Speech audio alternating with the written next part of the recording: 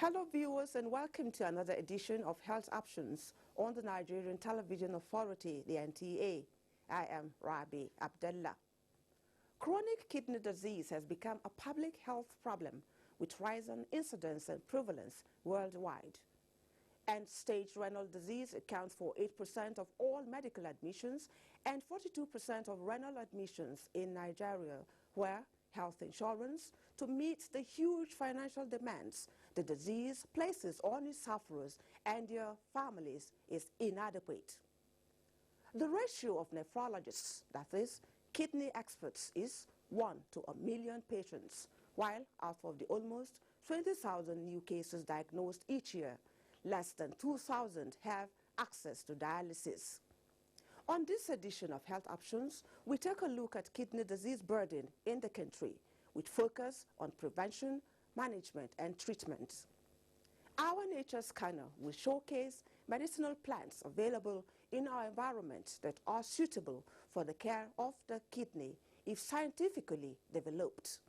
It's all about care of the kidney, as you will also get informed about health tips on the preservation of this vital organ in the body if you invest your time with us.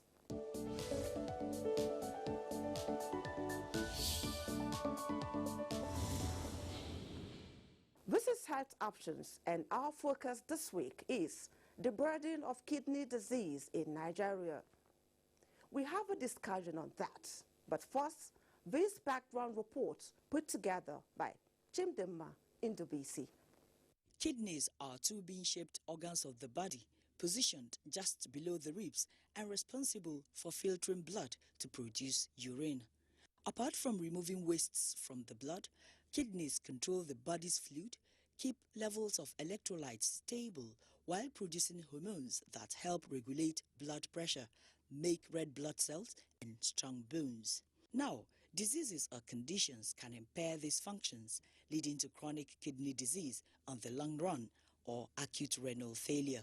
A health condition observed to be on the increase.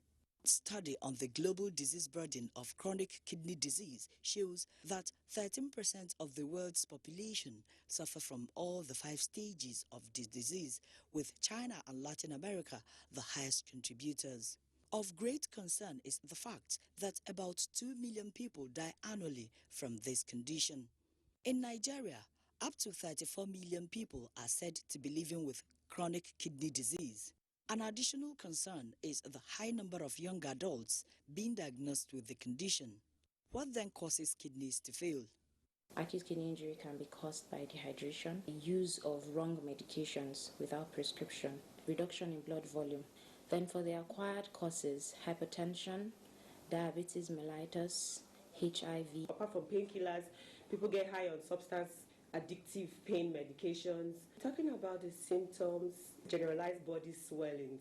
They notice that their urine output is reduced. Repeated bouts of vomiting. Some children from lifestyle modification eat a lot of junk and oily food, have a tendency to be obese and can develop hypertension or diabetes. Once chronic kidney disease advances to complete renal failure, the options for treatment become dialysis and kidney transplant.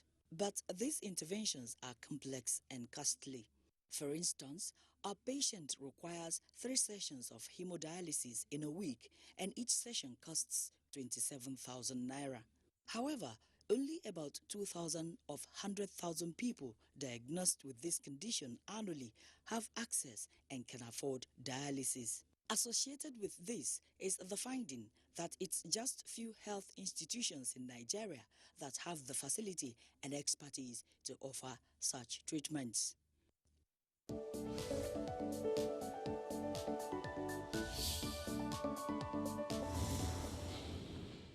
Thank you, Chidemma.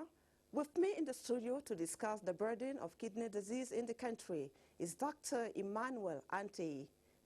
Thanks for joining us on Health Options, Dr. Ante. Thank you very much for having me. For someone who sees these patients every day, how huge is it? Listening to your background story, it's obvious that it's a great burden. And of course, if you look at the kidney diseases, the spectrum of kidney diseases, generally, the greatest or the greater burden of it is in the chronic kidney disease aspect.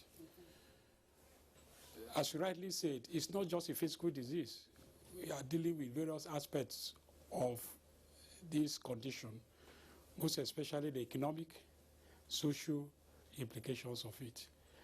But what we are seeing as the statistics you were just told us about the chronic kidney disease, just the tip of the iceberg. That is those who are able to make it to the hospitals and able to have a diagnosis. Out of that tip of the iceberg, majority of the people don't get to make it.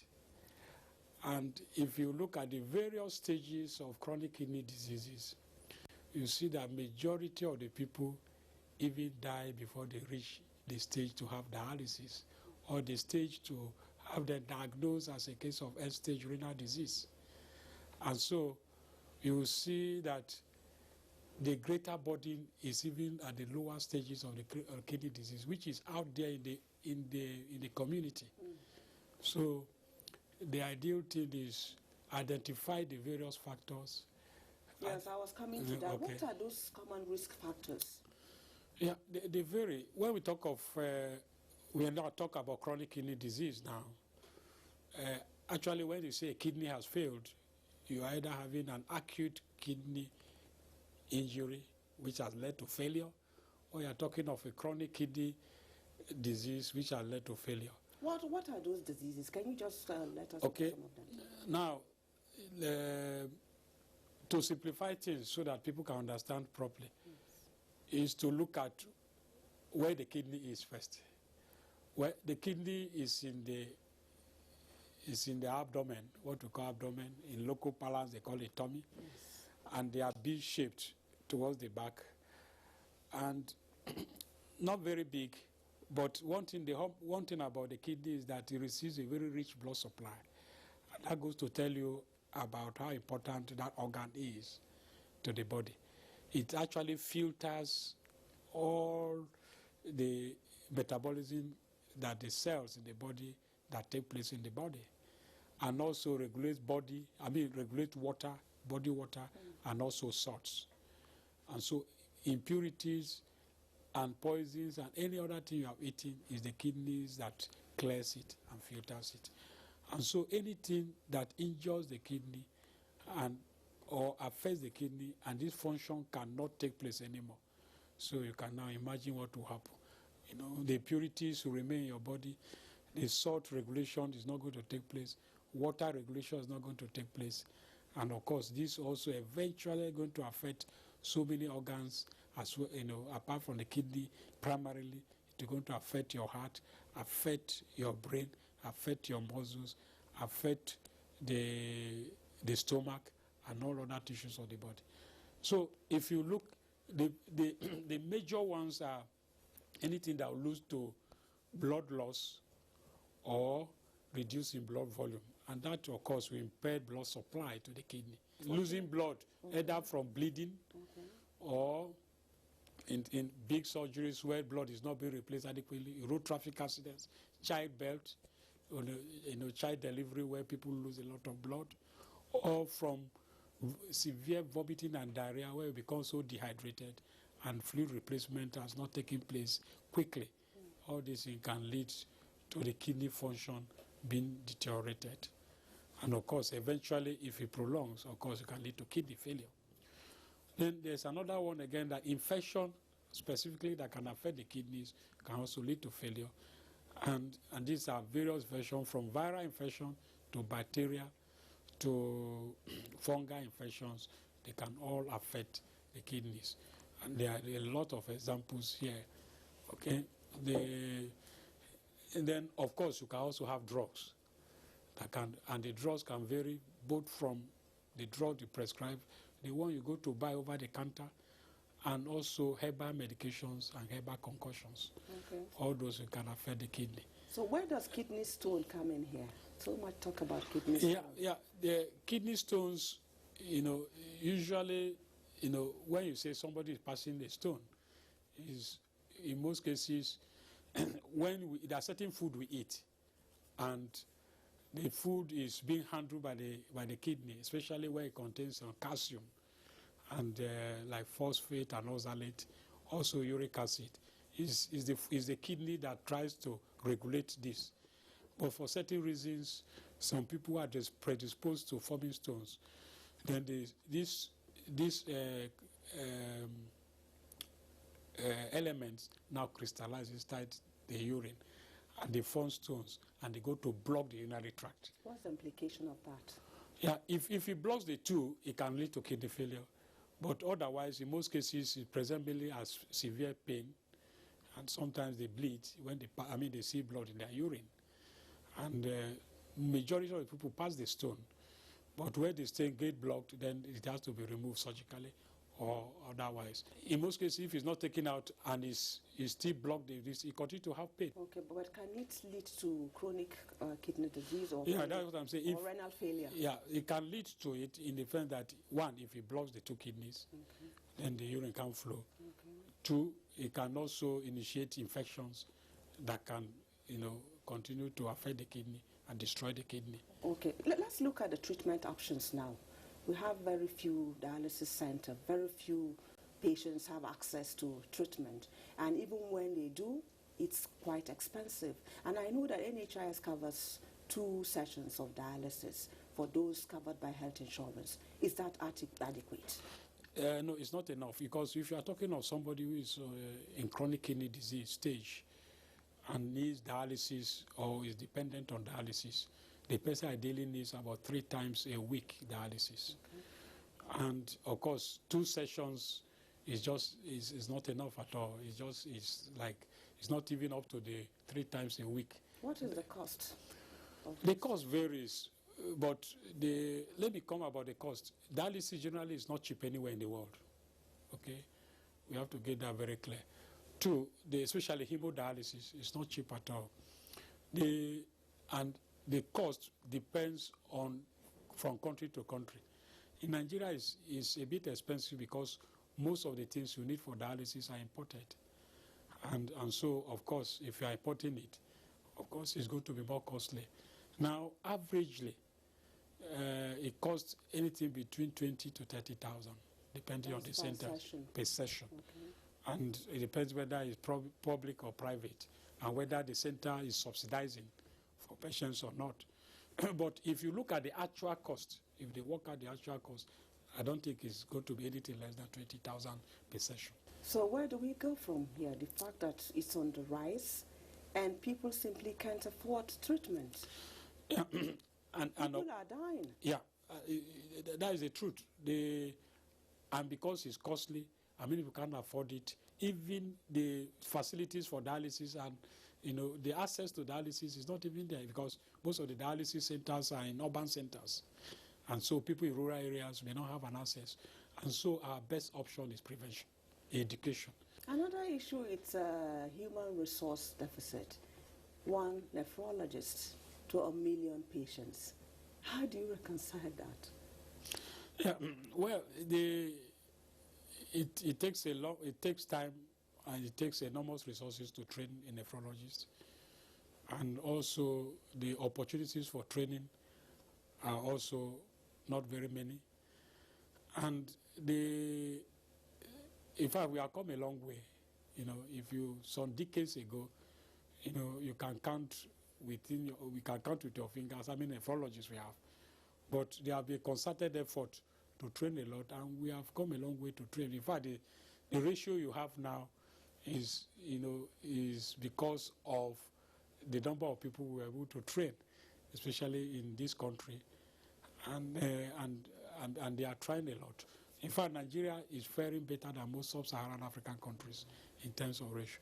There are some countries that don't have more than 2 nephrologists, catering for the whole country. So Nigeria, in that aspect, is trying, even though we have not reached there. Ideally speaking, we should be able to have people that will cover both urban and rural areas. It's how to spread these services to as many people as possible, so that people can have access to nephrologists or nephrology care. Thank you so much, Dr. Ante, for coming on Health Options. Thank you very much. Thank you for having me. Yeah. Moving on now, it has been discovered that local herbs are a major cause of kidney disease in the country as a result of issues such as standardization. However, Nigeria is blessed with different species of medicinal plants that can be harnessed and scientifically developed for kidney care. Check out those plants on our Nature Scanner. There are many of them, but I'll just mention 3 of them for now. The first one we have is the Solanum nigrum. That's the botanical name, and the English name is called black nightshade. There's another version of it that is Solanum florinum, also known as the white nightshade. And then we have one that is called Scleria beria, and that is called, in Hausa, is called Diana, something like that. Now, unfortunately, not all of them are indigenous to Nigeria. The Scleria, which is this one, the stem bark is what is used in treating kidney disease. But we do not have the stem bark available right now because it's not even indigenous to Nigeria. And so this is the grounded stem bark. The bark of the tree, the stem is being grounded and put here. Now for Solanum nigrum, which is called the black night, the leaves are usually boiled and ingested to treat kidney disease, and that's what you have. This and this one, the Solanum florinum, the leaves also are boiled, but they are not in season right now. That's why we do not have the fresh ones available. So we have these 3 herbs that can be used to cure. As much as they are called traditional or herbal medicines that we find around, you are not advised to just go pick any or these particular ones when you know the name and begin to ingest them. You know that the herbal plants have a lot of constituents, and as it is, sometimes for most of them we don't even know which part of these constituents in this leaf, for example, is responsible for curing the kidney. So when you go and you pick and you drink indiscriminately, you're actually going to even kill the kidney the more. So it is not advisable that you just go obtain the plant or the parts of the plant and begin to drink. I think everybody has access to it, but it's the proper access that we are talking about now. For instance, in where I work, we try to take these herbs and make them into suitable forms. Not just go soak the herb and drink like agbo, so to say, but make them into suitable forms like your tablets, your capsules, and your syrups, and we give them a dose. Not just drink one whole bottle, but we tell you if it's a capsule, take 1 capsule. If it's a tablet, maybe take 1 tablet. So the government, through such institutions like NIPRID, where I work, is trying to make sure that they standardize these herbals so they don't begin to cause negative issues for those that are taking them. Traditional medicine has been with us for a long time. It's not something that is new. And I'm sure that most people, most older people, have been involved in taking this traditional medicine. You took them in form of agbo when you were small and all that. But right now, the issue is we're trying to get them to a point where it is internationally accepted. Not just drink from a bucket or drink from a bottle, but we're trying to get them to a standardized level where scientifically you know the amount that you're taking and what exactly it's going to do when you ingest it.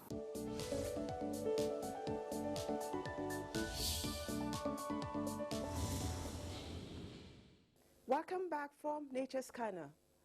Experts recommend adequate consumption of water to enable the kidney effectively perform its function of cleansing the blood, control chemicals, fluid and blood pressure, to mention just a few. We have more health tips on care of the kidney. Hypertension and diabetes are the 2 common causes of kidney disease, and so everyone needs to be aware. People who have hypertension should get to the hospital, check their blood pressure regularly, make sure their blood pressure is well controlled on medications. Those who are diabetic should also check their blood sugar regularly, routinely, and make sure that they are getting their blood sugar medications so that their blood sugar is well controlled. Nigerians will need to form a good health-seeking behavior, walk into a hospital on a routine basis, and also do just a basic urine test. Will give you a lot of information about your kidney health. And so for women, whether they're pregnant or not, I mean, we should do this regularly, checking doing a basic urine test to check and see whether such a person has chronic kidney disease. Chronic kidney disease, initially, you may have nothing. It may be asymptomatic. You may not have any symptom. That's why we think that it's necessary to always check. But with time, some of them will come into the hospital with swollen legs. That's leg swelling. We have facial swelling. We talk about, when I wake up in the morning, my face looks puffy, you know. Some will come and tell you about, I feel so tired easily, which we call easy fatigability. Some will come and complain of, I just have body itching, you know.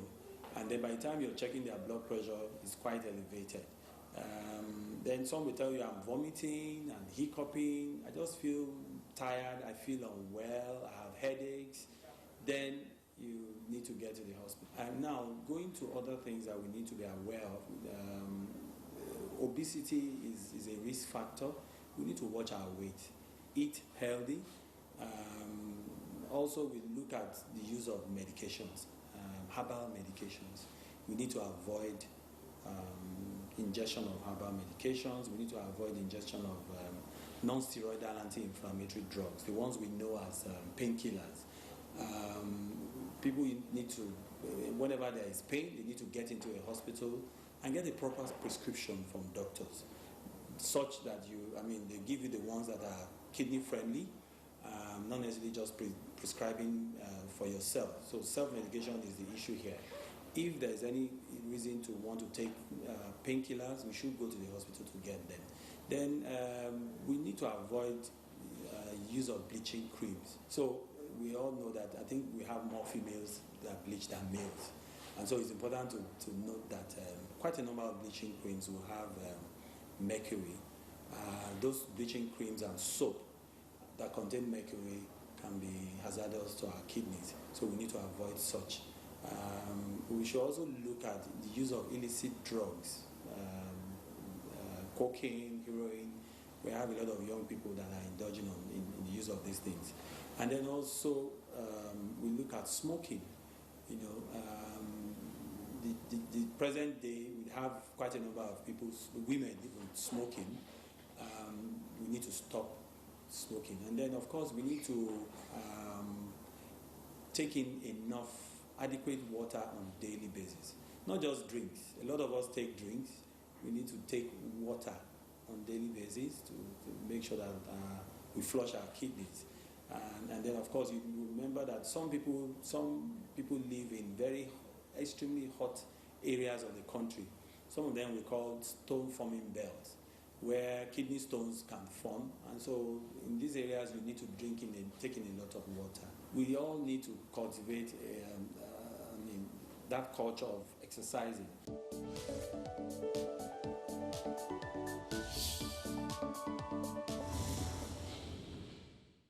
Prevention, they say, is better than cure.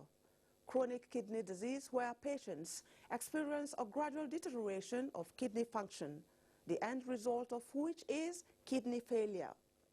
It is alarmingly on the increase in the country. Some have described the national incidence of kidney failure of about 67% in Nigeria as a medical emergency, which underscores the need for the establishment of affordable treatment centers. More enlightenment on the risk factors and preventive measures. Keep a date with us same time next week for another edition of Health Options. Avoid habits that could destroy your kidney and other vital organs in the body. My name is Rabi Abdullah. Thanks for watching.